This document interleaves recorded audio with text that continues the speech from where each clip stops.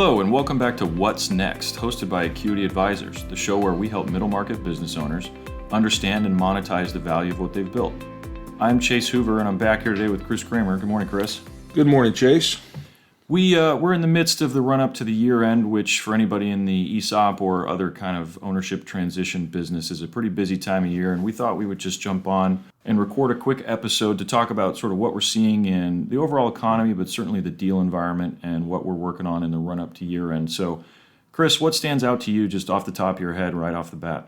Well, I think it's a combination of really two primary factors. One is the rising interest rate climate that has really happened over the last 2 or 3 months in a pretty rapid fashion, and also the overhang of the potential for a recession next year, which is combining with the interest rate environment, causing banks and trustees and others to be a little bit more cautious on what they're willing to pay and how these transactions are being structured than perhaps they ordinarily would be. Got it. So let's stop and talk first about that first comment you made about rising interest rates. Obviously, that dominates a lot of news headlines. A ton of the overall financial system is very laser focused on what the Fed is doing and what banks are doing. But in particular in ESOP transactions, what are some of the second or third order consequences apart from just something as simple as let's say, well, the rate of interest on your bank loan is a couple hundred basis points higher?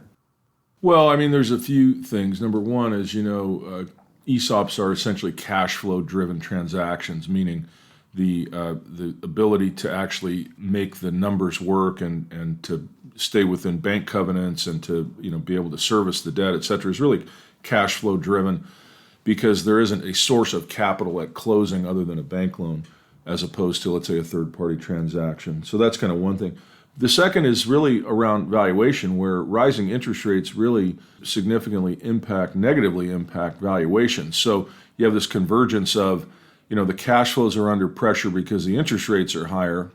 At the same time, the valuations are compressed or at least going to be impacted by interest rates. So you have a push and a pull between the seller and the trustee and, of course, the bank. Right. So with valuations being somewhat negatively impacted by the borrowing rates and then the bank, of course, and the sellers in turn looking for a higher rate of interest, you have this, to use your term, push and pull dynamic where the seller doesn't want to give on value because in their minds, the results are still strong. There's still plenty of backlog, particularly when we talk about a contractor, but really in a lot of segments and industries, the performance is still there even with the recession on the horizon. And so there's not an inclination on the part of sellers to sort of concede that the valuation may need to come down.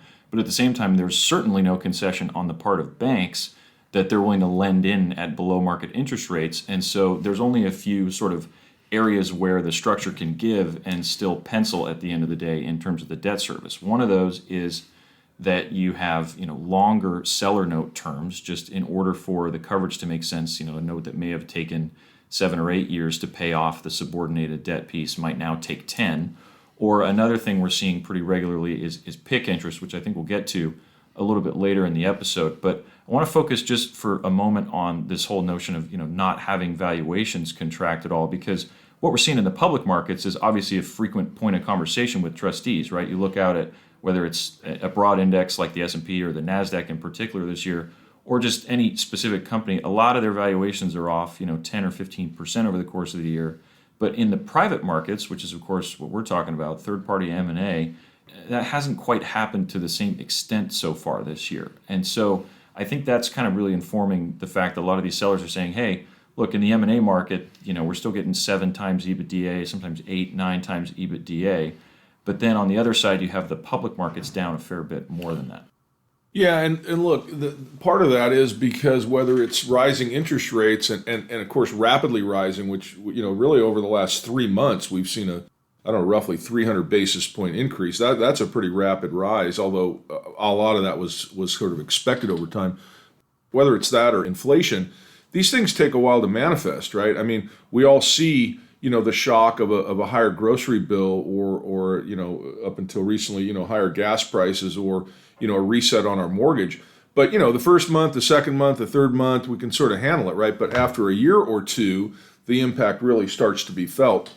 And I think you see the public markets really reacting more to the interest rate climate, in the short term than sort of the private markets have accepted. But make no mistake, over the next year or two, assuming rates and inflation sort of stay at these elevated levels, you're going to see compression. In fact, you're already seeing it in the market the last 3 or 4 days. I mean, it's sort of a slow burn at this point. Yeah, I think that's fair. And obviously, there's lots of things at play in public markets that don't get introduced in private markets, like selling pressure from ETFs and institutional buyer, what have you. But I think it's important to note that particularly in an ESOP transaction, a lot of M&A deals, right, you can still see that 7-8 times multiple, that kind of full valuation, because the sources of capital are materially different, right? You've got a buyer, presumably, that's going to bring some amount of equity into the deal. They may be, tapping a senior lender or a lender group for, a couple turns of EBITDA, and maybe even a mezzanine lender for another turn or turn and a half. But other than that, there's some amount of equity in the deal. And so, on that mezz piece, let's say the mezzanine loan that is behind the bank, yeah, they can pay a 10, 11, 12, 14, 15% coupon on that debt because it's only a turn or a turn and a half. But in an ESOP transaction, to the point, it's all debt. And so if you've got a seller note that's the only source of capital other than the bank in a deal, bringing that in at a full mezzanine rate like that, 10, 12, 15%, you're going to have to find some other form or structure for that rate of return to be provided, which is where two primary sources come in. One is PIK, or payment in kind interest, which we'll kind of define here in a second, and the other is warrants. And I think the former is more, frequently seen in an effort to placate what the bank needs to get comfortable, whereas the latter is more a hallmark of ESOP transactions and actually sometimes highly desired by the sellers, which can help kind of bridge that gap. Yeah, and I'm not sure it's only the sellers, right? I mean, the point of a warrant really is to alleviate the cash flow burden on the company, because if the company's cash flows and it could support, and there was enough flexibility to just have a stated rate at, let's say, 11, 12%, then we would do those deals. But if you look at how the numbers shake out, unless the company is going to grow incredibly rapidly, most of the time you can't make that pencil. So what do? You defer that payment of the interest, either in PIK, but more to the point in this example, in the form of warrants, and the seller is willing to do that in exchange for potentially even additional upside. But at the end of the day, when you don't have an outside source of capital other than a bank that's loaning, 1.5 or maybe 2 times, EBITDA in this climate, not obviously sometimes higher, but generally those are what we're seeing. The stated interest has to be lower so that the company has some flexibility to be able to, reinvest in the company and maintain operations. So. Right. And one final question before I think we pivot over to your other point that you highlighted on the top here, which is that, lenders, particularly when they're looking at, let's say, sort of more recession-sensitive businesses or industries are maybe getting a little more skittish, is on that warrant piece. You talk about an all-in rate of return for a seller and sort of the mutual benefits of warrants. What are you seeing in terms of a trustee's level of comfort that, all right, maybe a couple years ago, market rate of return on a note like that would be 10, 11, 12%. Well, to your point earlier, we've seen sort of benchmark rates like prime, for example, basically double or go up 300 or so basis points in the last few months.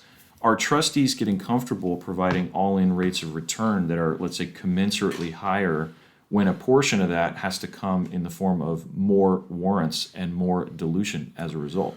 Yeah, well, the answer is yes, but with the caveat of the last point you made relative to dilution. So this is the concept that at some point the pie is fixed, and the question is, how does it get split up, right? Some of it goes to the seller, some of it goes to the current pay on the interest, and some of it goes on the warrant piece later on. In other words, because the ESOP doesn't start off with any capital, it has to be willing to finance the terms of the transaction, and the trustee agrees with that. Problem is, if the rates come up too high, then what you have is more dilution going out of the trust, if you will, in years 7, 8, 9, 10. And what we're seeing, at least on a few transactions, is that the trustees will pay a higher rate, but they'll cap the dilution, right? So in essence, they're capping the rate, right? Because the likelihood, now this is all in a model, right? So nobody knows what's going to happen for 7, 8, 9 years. But in the model, it would say, for example, we're going to have a 12.5% all-in rate of return. if the stated rate, let's say, is 7, right, which is not unrealistic in this climate, then you sort of have 5.5% left over that has to be accounted for in the form of warrants. Well, if that ends up with a 25% dilution to the ESOP, the trustee is going to say, no, we're going to cap it at, let's say, 20% in many cases. What that really says is that extra 5.5 is more like 5 or 4.8 or something. So yeah, there's this, again, this sort of tension between the rates and the value and the term and the sort of amount of warrants versus the stated rate and the cash flows, and all those things have to get sort of worked out between the parties to make the deal happen. What it sounds like we're all sort of saying in one way or another right now is the topography or the frequently observed mix or level of these things in deals is sort of shifting beneath our feet right now, right? I mean, that's the high 10,000 foot view way of saying it is, whereas things typically shook out, in a fairly predictable or at least somewhat predictable level in terms of rate of return and, capital sources and what have you. Now it's sort of much less known going into a deal because, these things take time, right? The ESOP transaction typically from, the initial providing data to a trustee and beginning the negotiation process all the way through closing can be a few months at least, sometimes much longer. And at the rate with which interest rates and the overall economic climate is changing right now, that can mean a pretty meaningfully different thing when at the outset of a process versus what ultimately gets negotiated.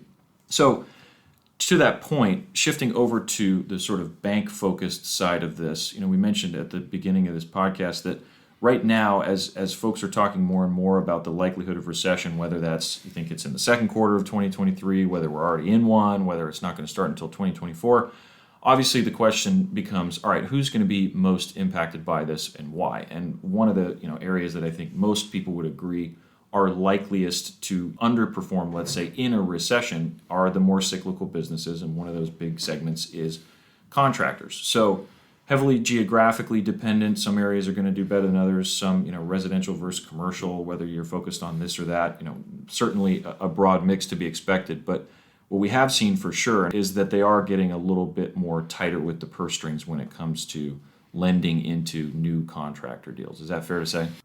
Well, yeah, it's fair to say, and they're also laser focused on the current performance as some kind of an indicator for, any future pullback. In other words, looking at backlog, looking at, month over month WIP schedules, looking at, month over month performance to try to get some, indication as to whether, there's anything they should be aware of, in terms of, future performance. That said, we're also seeing them come off of, initial commitments to the extent that the company doesn't have a straight path to, ongoing performance. So that would say that instead of lending 1.8 or 2 times EBITDA in a deal, they're really more comfortable at 1.5, or putting some restrictions on the payment of seller interest, where we've had a bank actually impose a requirement that a portion gets paid in kind or picked, because again, with the rising interest rates, the covenants don't change that much, right? So all of a sudden, if you're paying 7% on a senior loan instead of 5, you're butting up against that, that sort of cash flow covenant, and it's happening pretty quickly. So yeah, the banks are definitely more cautious, getting more stringent on covenant and coverages and writing in language where, in fact, in this one transaction, the bank is actually going to have to approve the payment of the seller interest. In other words, they're going to do the assessment as to whether we're within covenant or not, and then ultimately say, yeah, you can pay X dollars against the seller note. So that's a shift from what we've seen in the recent past. So yeah, a much harder market, much more of a lender's market in terms of dictating where they're willing to lend into these transactions. Do you think that that's reasonable, or just what's your take on that in light of some of these contractors having still record high backlogs? I mean, I can just imagine a scenario where you got a company that wants to borrow 1.5 or 2 times its EBITDA, and if they're even able to generate a less than average or paltry margin on what's already in the backlog, they'll have what they need to repay that loan 2 or 3 times over, and yet the bank is still saying, well, that's all we're willing to lend in, and oh, by the way, we have these other 3 or 4 covenants that we want to introduce to reduce our risk. I mean, I had that exact conversation with a bank recently, and unfortunately, with all due respect to my banker friends, the banks are, in somewhat of a box, right? I mean, they are regulated. They do have, their own internal processes to follow and guidelines and requirements.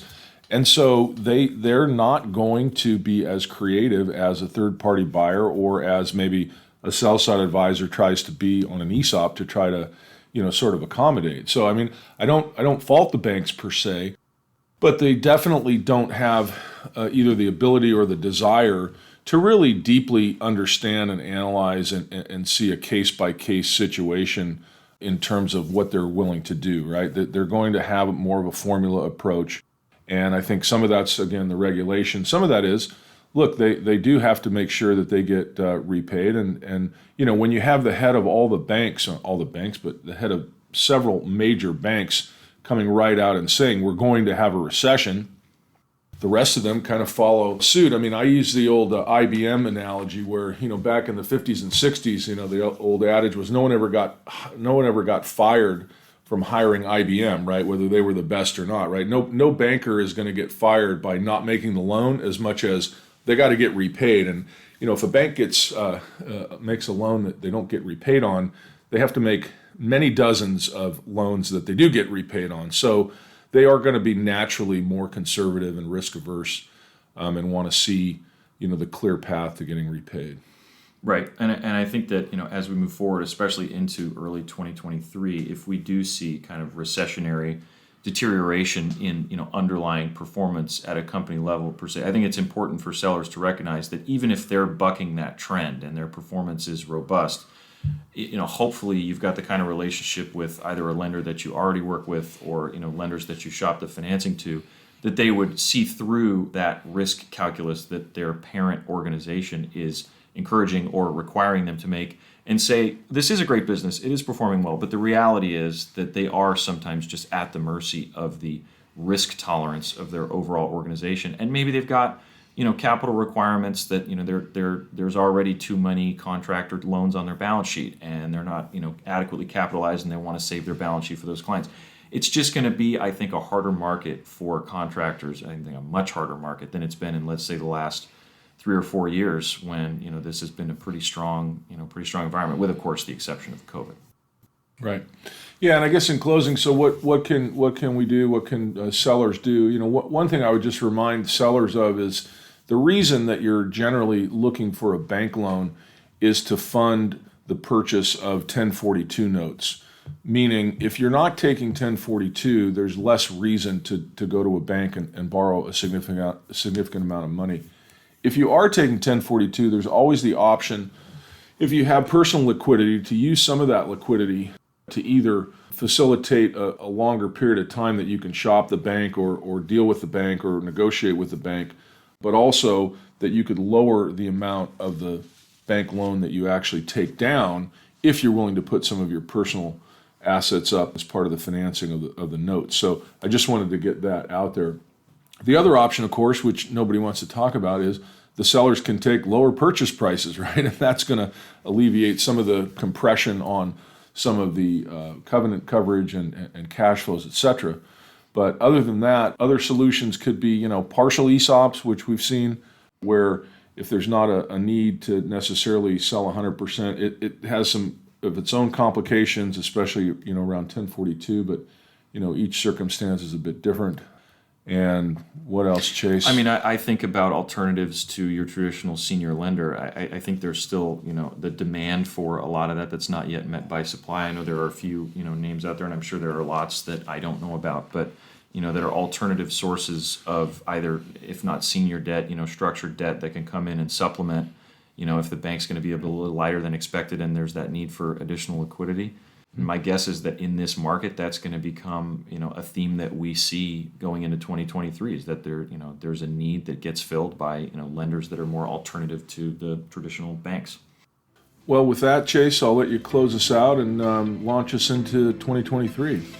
Yeah, and to our listeners this year, we appreciate you, chiming in or listening to us chime in rather, and we hope that we're able to bring you many more episodes and sort of keep track of what happens in 2023 in real time. So stay tuned, and looking forward to the new year with y'all. Take care.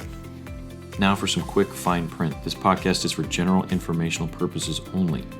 It does not create an advisor-client relationship between Acuity advisors and the listener or reader. and is not intended as advice for a specific situation. Thank you again, everyone, for a wonderful year. We appreciate you tuning in, and we look forward to seeing you next year. Happy holidays and Happy New Year.